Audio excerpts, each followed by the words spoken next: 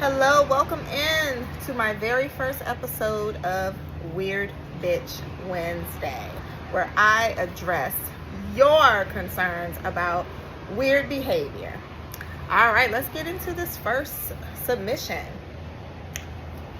This friend, and if you see me looking down, it's because I'm reading the letter, okay? This friend writes, I've been friends with this girl for over 15 years. She lost her job and was in a bind and needed money. So because she was my friend, I helped her out. I loaned her well over $1,000 to go towards her bills. When she came to me, she did so under the guise that she would pay me back as soon as she got back on her feet. I never pressed her out about the money, but once she got a stable job, she never even mentioned paying me back. Even stranger, she got distant and standoffish towards me. This happened over the course of a 2-year span. 2 years! Exclamation mark. 2 years later, I mentioned the money and she got an attitude. Fussed at me about hounding her, then cut me off. I never gave her that money. She knew it was a borrow from the beginning. I didn't do anything but help her. How could she turn on me like this? Am I wrong for bringing the money up? I just have so many questions. And so do I. Let's address it. Okay, so friend, let me first of all say, you are a good friend, all right? You're the best for lending her that money. Therefore, you also deserve good friends and good people in your corner. All right, and I'm going to go deeper into that today.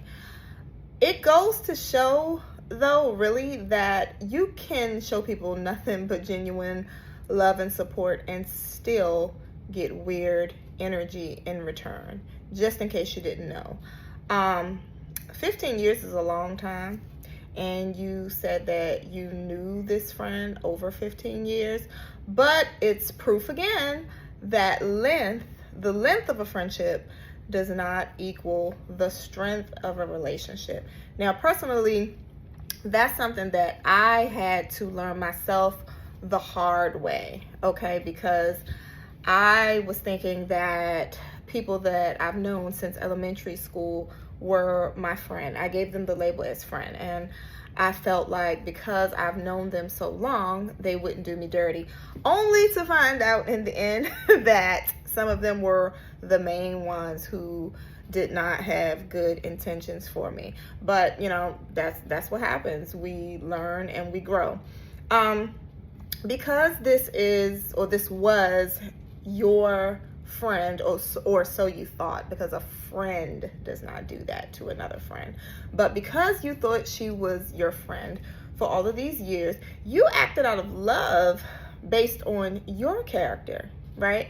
But based on her character, she sounds like a manipulator, and you got manipulated, okay? So her character, she was herself, just like you were yourself. You thought to give to her, a friend in need, right? But based on her character, this is what you got. You got manipulation, you got greed, you got entitlement, okay? And you got her ass to kiss, basically. That's what you got. But more than anything, you got entitlement, because I see you mentioned that she got mad when you brought up the money. Like, who does that? You were not in the wrong. So if your question is, were you wrong or did you do anything wrong? The answer is no. All right.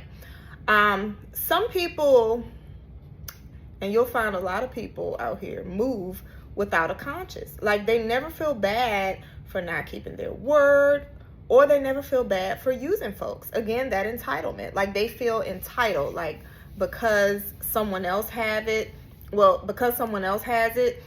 they think that they automatically have it. You know, like it should be theirs. Like, for example, they will eat off of your hard work. You know, you put in the blood, sweat, and tears, and they just sit back and collect. Some people just don't value friendship. They see money They need money, they want money, they'll get money, they will get it from you, and they feel like they can get another friend. Like, to some people, friendship is dispensable, disposable. They can do without you. They got the money, they'll move on to the next person, get it from the next person. And a lot of these people operate this way. They just move on from person to person to person.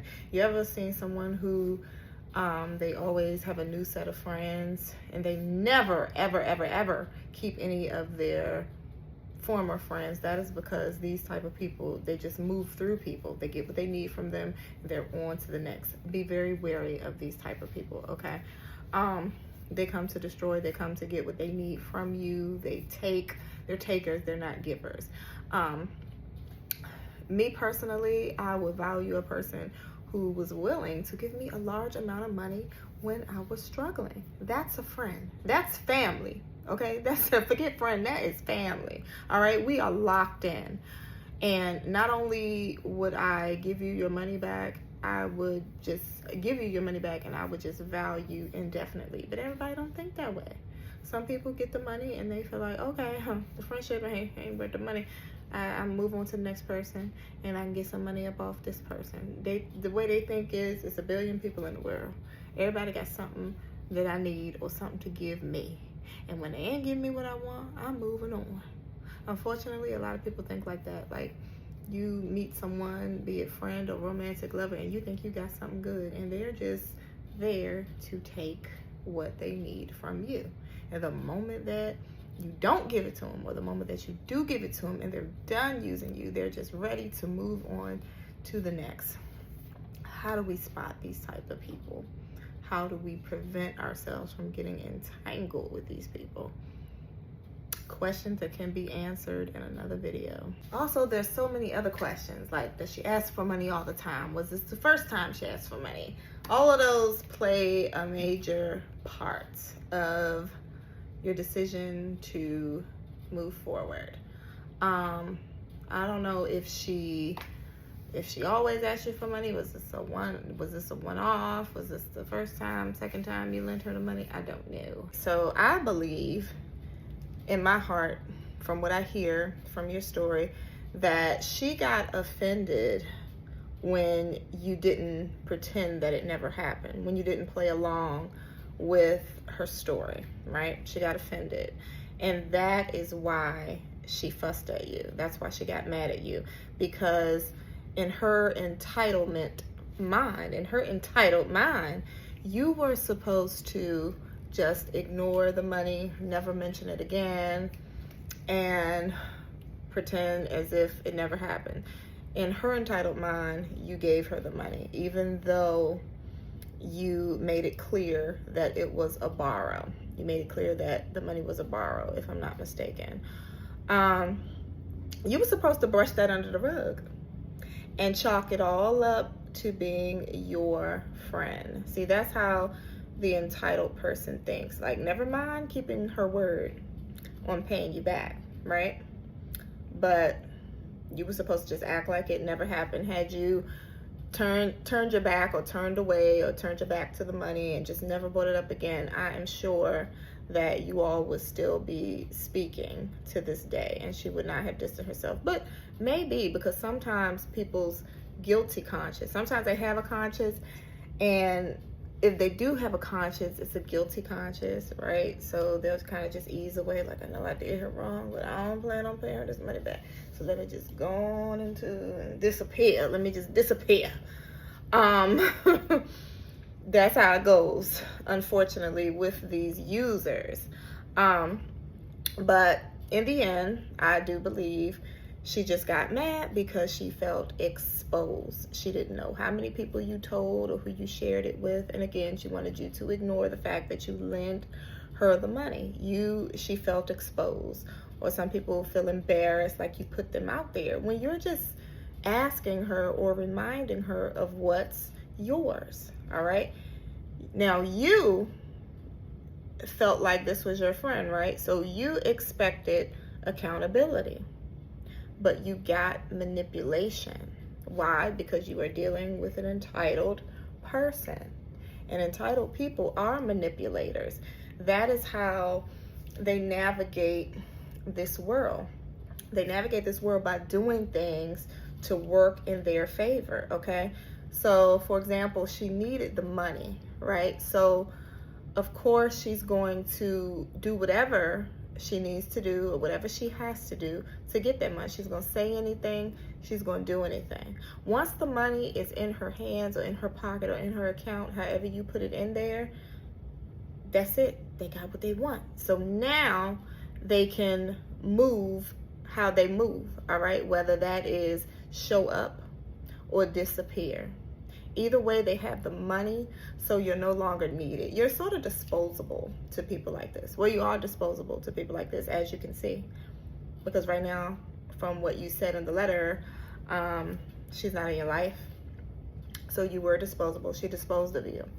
And I don't say that to ruffle your feathers or hurt your feelings. I've also been disposed of as a friend, all right? Fake friends have weaseled their way into my good graces, you know, got what they wanted from me, and then just kind of went on their way, and I felt used and disposed of. It happens. Now, let's fast forward and reflect on these scenarios, okay? I'm going to give you two. Scenario one, think back. Reflect on the fact you had the money, right? What if, scenario number one is going to be, what if you did not give her the money, all right? Let's think about that.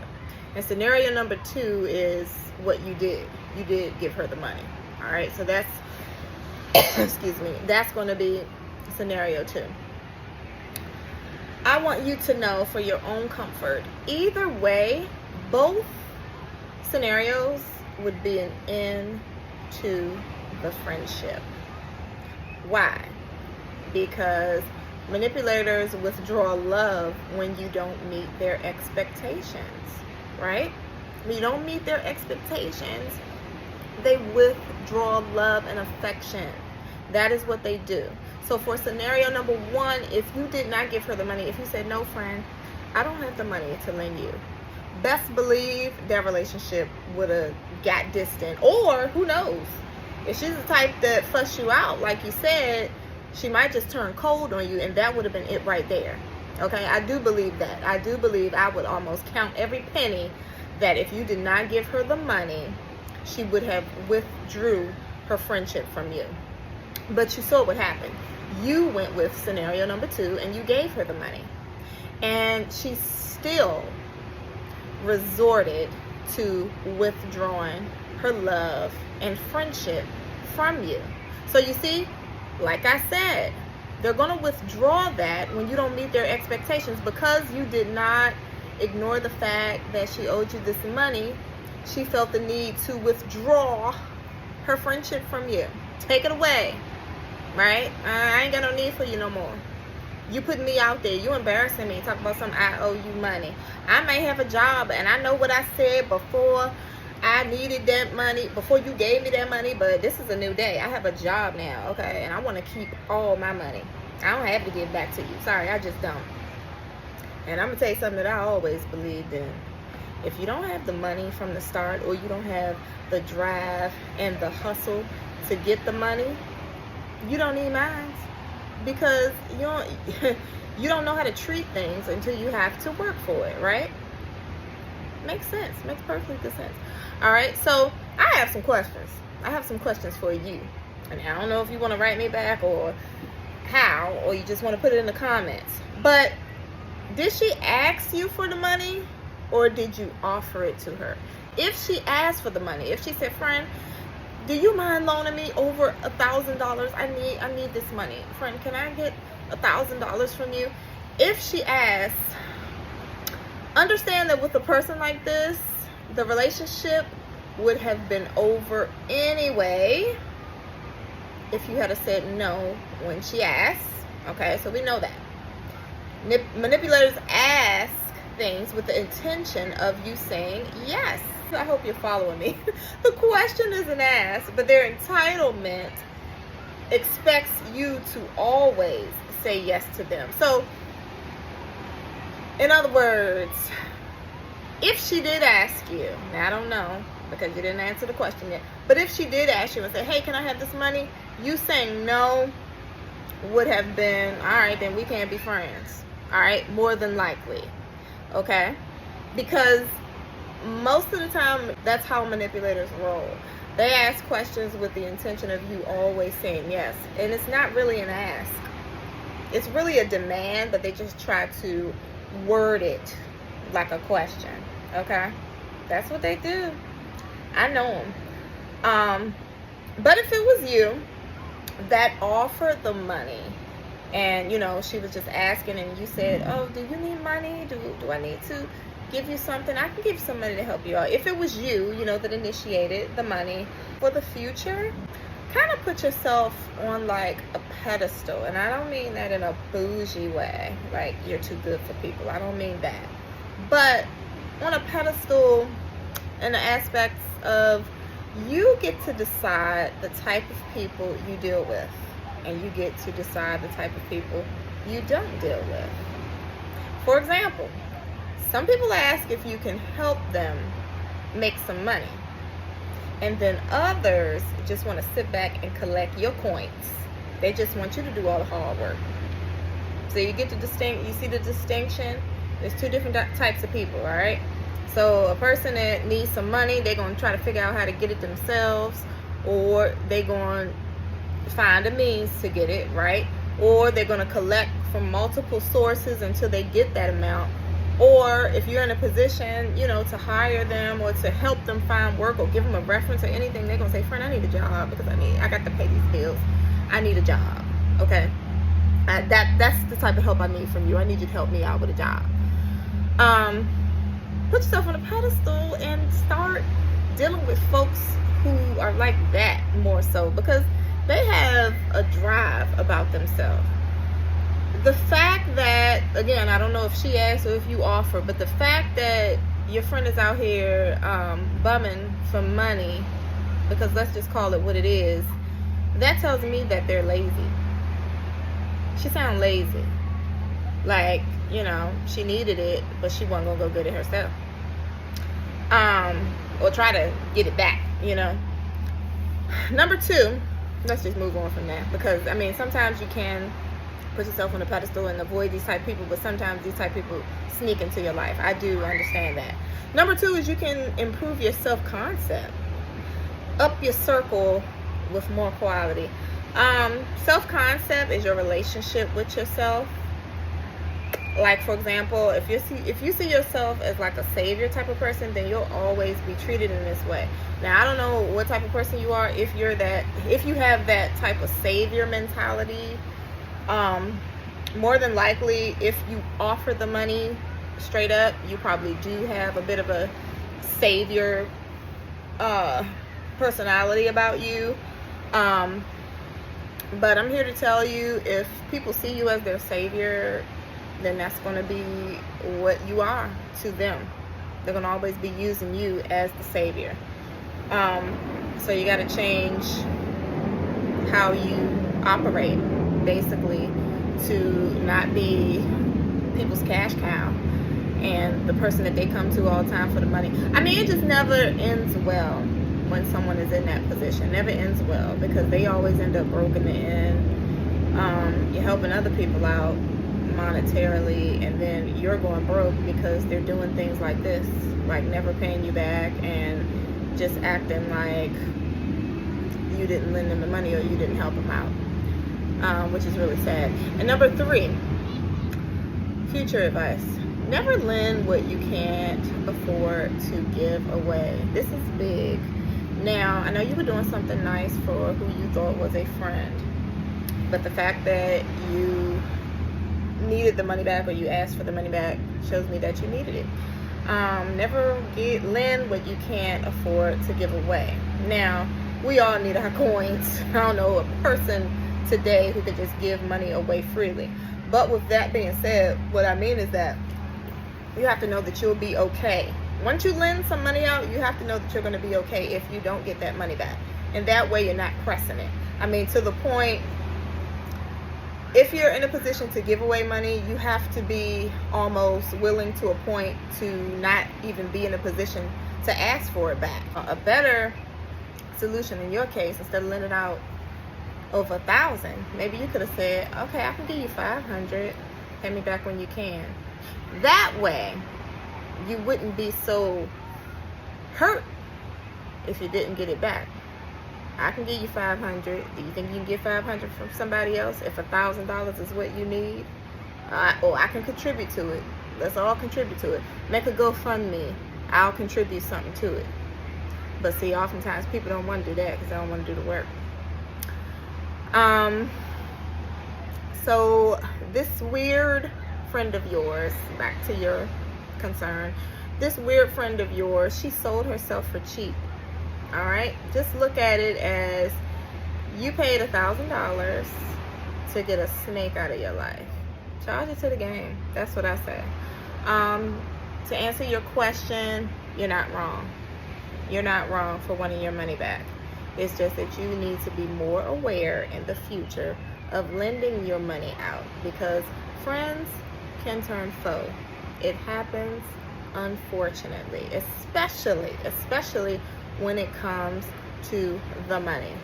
So I know my brother had told me this a long time ago when he had lent someone some money and they failed to give it back to him, and they avoided him when it was time for them to pay him back. And he said, I just charged it to the game. Like, that was, you sold yourself for cheap. The money that you needed from me, you needed it. All right, I didn't get it back, but now you can never be what we were. You'll never get another dollar from me because now I know you. Like, you sold yourself for cheap. If my friendship or my loyalty to you was that cheap, then you got it. And that kind of stuck with me. I said, yeah, you're right. Like, if I have the money to give you and you choose to just blatantly do me wrong and never pay me back and just be trifling about it, then okay, your friendship just costs whatever amount of money that I paid you or that I gave you, and I'm gonna just charge you to the game. I ain't gonna cry over spilled milk.